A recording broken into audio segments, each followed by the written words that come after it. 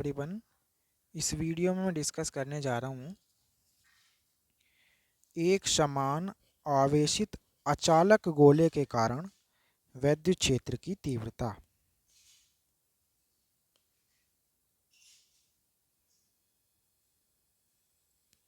एक समान आवेशित अचालक गोले के कारण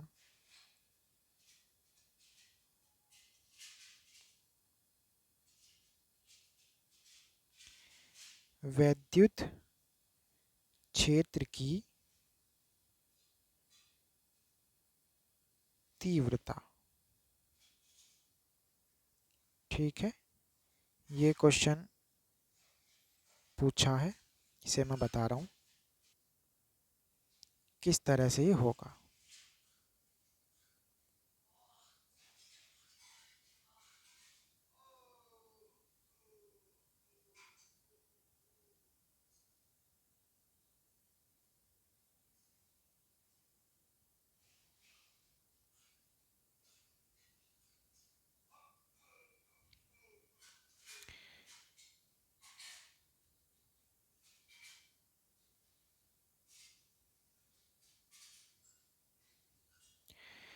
तो देख लेते हैं। सबसे पहले कहा क्या गया है, एक समान आवेशित अचालक गोला। अचालक गोले का मतलब है कुचालक गोला, ऐसा गोलाकार वस्तु। गोला आप समझते हैं 3 डायमेंशनल स्ट्रक्चर होती है, ऐसी गोलाकार वस्तु जो विद्युत की सुचालक नहीं है। उसे जब कोई चार्ज दिया जाता है तो क्या होता है बच्चों, वो उसके सरफेस पर नहीं होता वरन उसके पूरे आयतन में समान रूप से फैल जाता है। ठीक है,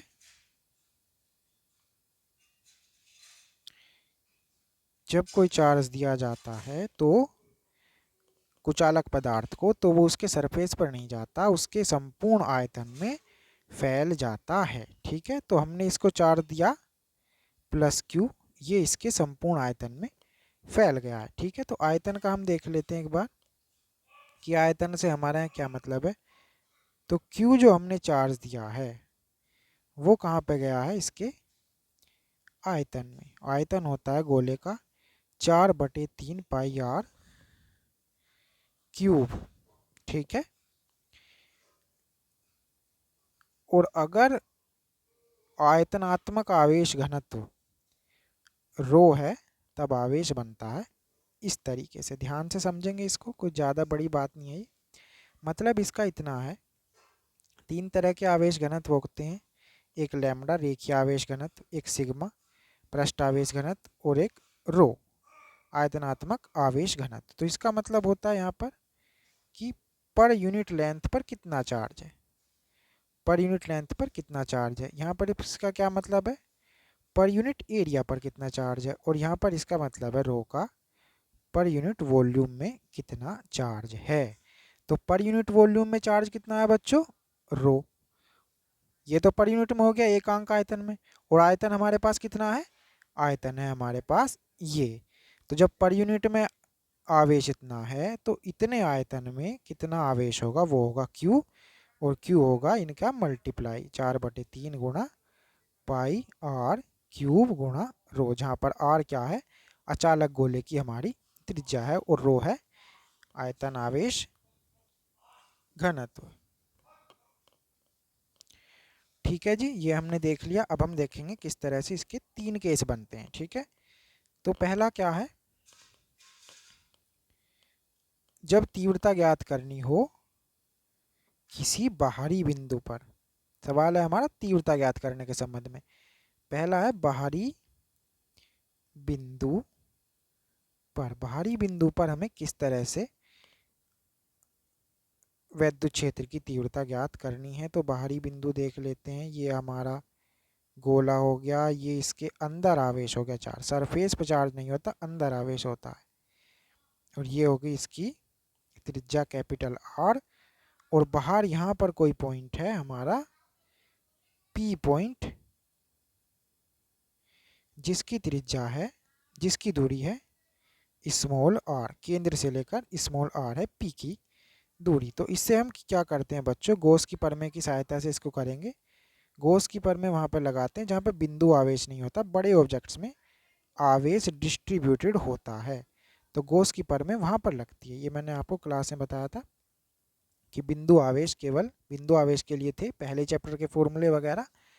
यहाँ पर जब आवेश किसी मेटालिक या किसी 3 डायमेंशनल ऑब्जेक्ट में आ गया तो वहाँ पर गॉस की प्रमेय लगती है। तो जो हमारा बिंदु है उससे बेलनाकार बेलनाकार नहीं गोलाकार पृष्ठ खींच लेते हैं। ये गोलाकार पृष्ठ है पूरा, चारों तरफ है इसके, ठीक है। और इससे जितना विद्युत फ्लक्स गुजरेगा उससे हम निकाल लेंगे विद्युत क्षेत्र की तीव्रता। तो यहाँ पर मैं एक छोटा सा सरफेस अवयव ले लेता हूँ जिसे हम कहते हैं डी ए। गॉस के जितने भी फॉर्मूले हैं सब में डी ए जो है क्षेत्रफल का छोटा अवयव लिया जाता है। तो क्षेत्रफल की दिशा मैंने बताई थी इसी चैप्टर में, सबसे पहला टॉपिक है क्षेत्रफल सदिश।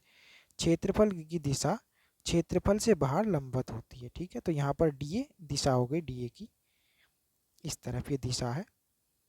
और क्योंकि ये हमारा विद्युत आवेश जो है वो यहाँ पर रखा हुआ, इसके कारण जो विद्युत क्षेत्र होगा वो बाहर की तरफ को दिष्ट होगा इस दिशा में।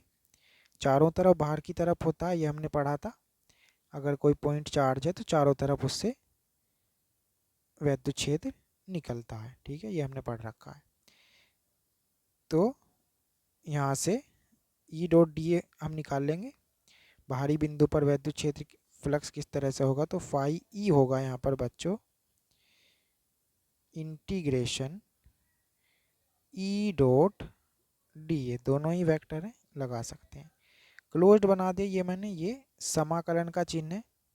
समाकलन का मतलब है छोटे छोटे जो पोर्शन हैं उन सबको जब एक साथ जोड़ लेते हैं, जितने भी छोटे छोटे पोर्शन होंगे यहाँ उन सबको जब एक साथ जोड़ लेंगे तो हमें मिलेगा पूरा। इसे कहते हैं बाउंड इंटीग्रल। बाउंड का मतलब जो क्लोज्ड होता है उसे कहते हैं बाउंड इंटीग्रल। तो ये मैंने आपको बताया था किस तरह से होगा। इसे करेंगे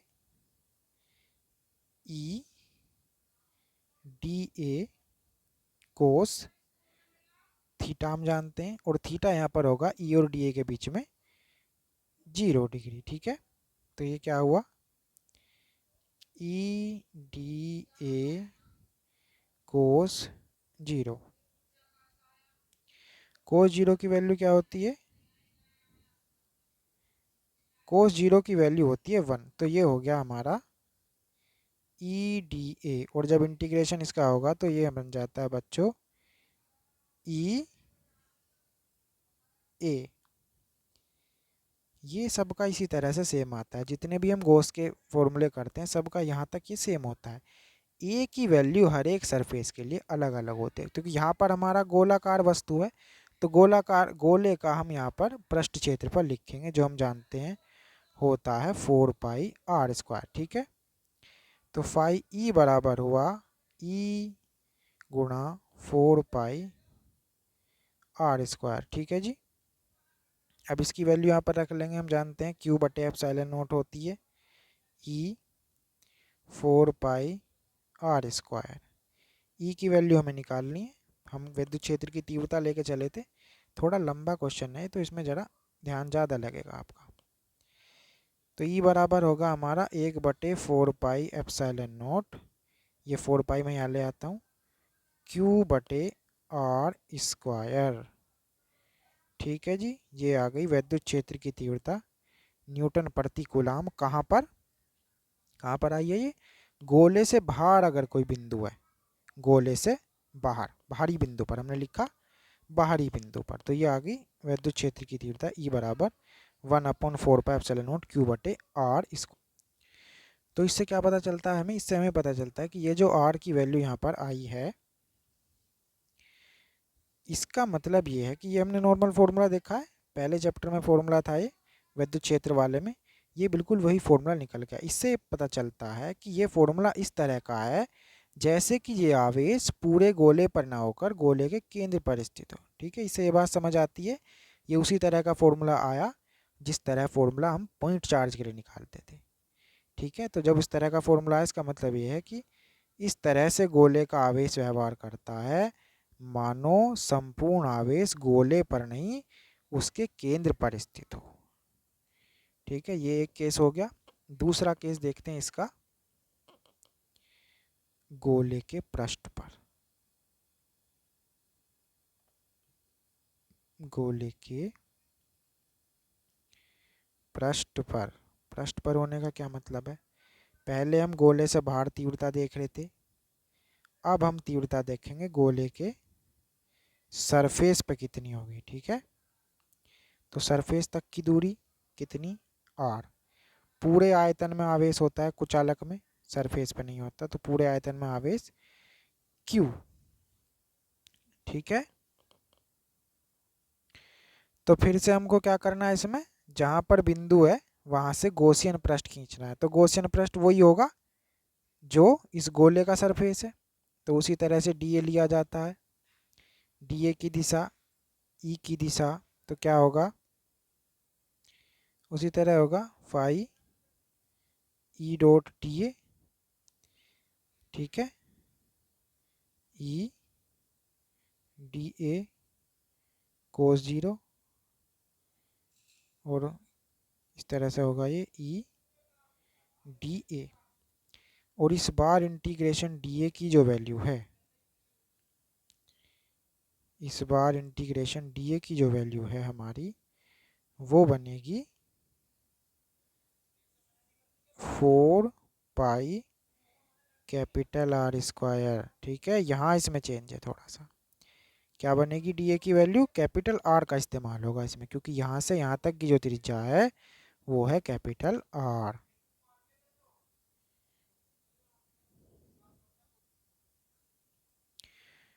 ठीक है, यहाँ पर आर का इस्तेमाल होता है स्मॉल आर की जगह पे।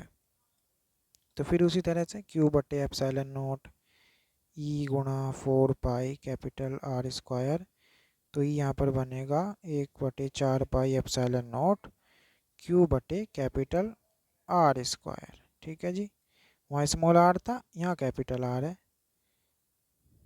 न्यूटन प्रति कूलम। ठीक है, यहाँ पर इसमें थोड़ा सा ट्विस्ट आता है, उसको मैं बता देता हूँ किस तरह से है। क्यू की जो वैल्यू है जो हमने ऊपर निकाली थी, 4/3 पाई आर क्यूब गुणा रो, ये वाली वैल्यू इसमें यहाँ पर रख देते हैं।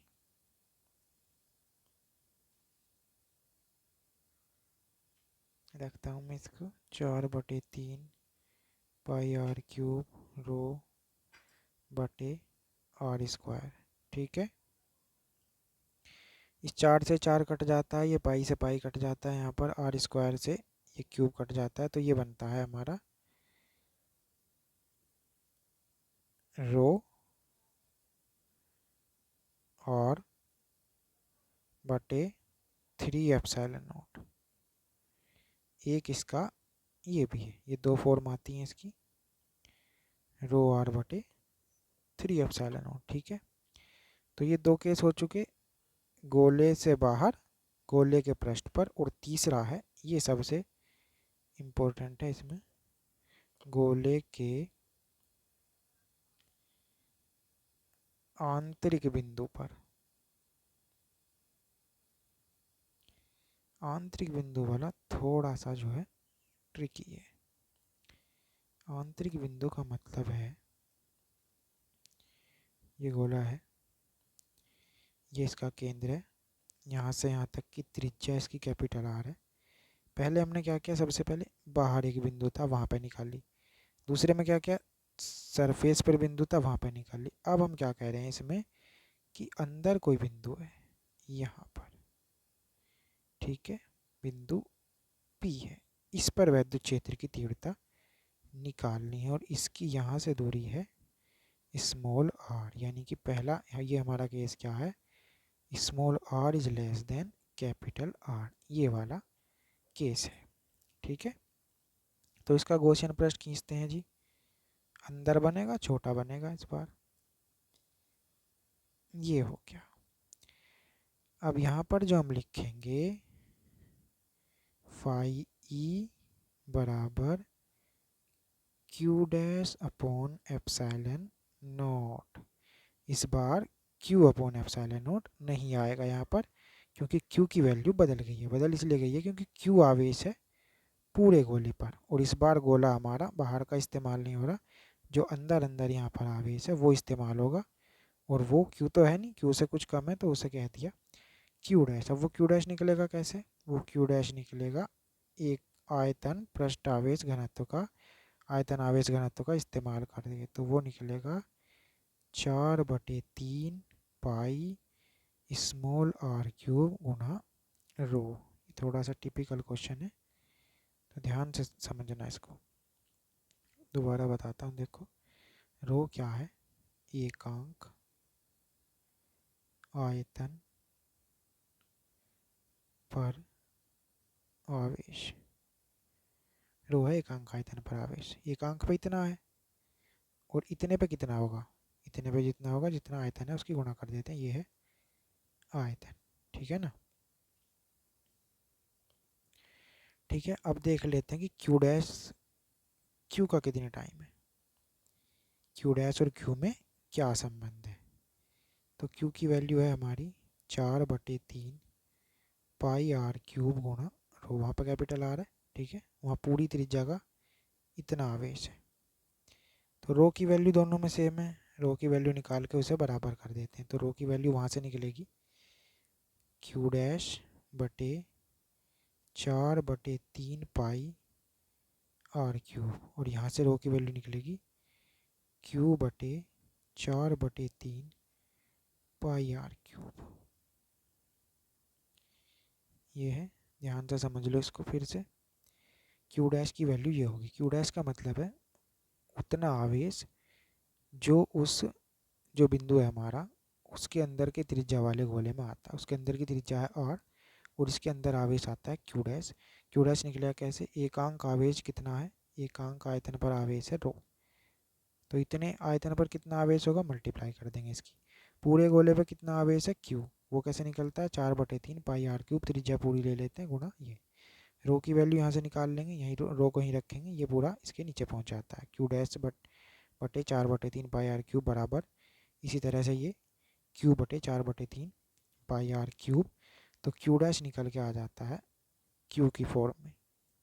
4/3 से 4/3 पाई कट गया, तो क्यू डैश हो गया क्यू आर क्यूब बटे आर क्यूब, ये आ गया क्यू डैश। इस क्वेश्चन में कई तरह के ट्रिक इस्तेमाल होते हैं, इसलिए थोड़ा सा बड़ा है ये। ठीक है, अब निकालते हैं इसका फाई ई। तो फाई ई बराबर वही इंटीग्रेशन ई डॉट डी ए, देख ही लिया आपने, दोबारा देख लेंगे, ई डी ए कोस 0 या ई इंटीग्रेशन डी ए, जिसके साथ डी ए इंटीग्रेशन उसका होगा। खैर बायो वाले बच्चे इसमें थोड़ा दिक्कत उन्हें होती है, कोई दिक्कत नहीं, डायरेक्ट इसकी वैल्यू रखेंगे 4 पाई आर स्क्वायर, और यहाँ पे आर क्या है? त्रिज्या से छोटा है आर, ठीक है, और इसकी वैल्यू होगी क्यू डैश बटे एप्सिलॉन नॉट। तो ई की वैल्यू निकल के आती है यहाँ से ई बराबर 1/4 पाई एप्सिलॉन नॉट, यहाँ पे आर स्क्वायर रख लेता हूँ, और इस बार क्यू डैश आ गया, क्यू डैश की वैल्यू रख देंगे, क्यू डैश की वैल्यू है 1/4 पाई एप्सिलॉन नॉट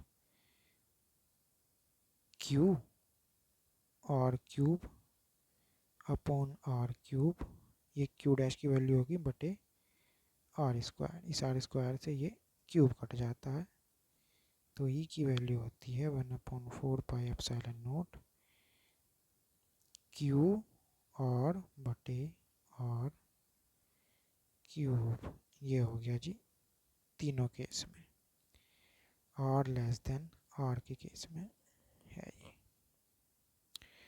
तो इस तरह से क्वेश्चन था, दोबारा देख लेना इसको। ठीक है, 3 केस हैं इसमें। मेन बात इसकी ये है, पहली बात है कि अचालक गोले के संपूर्ण आयतन में आवेश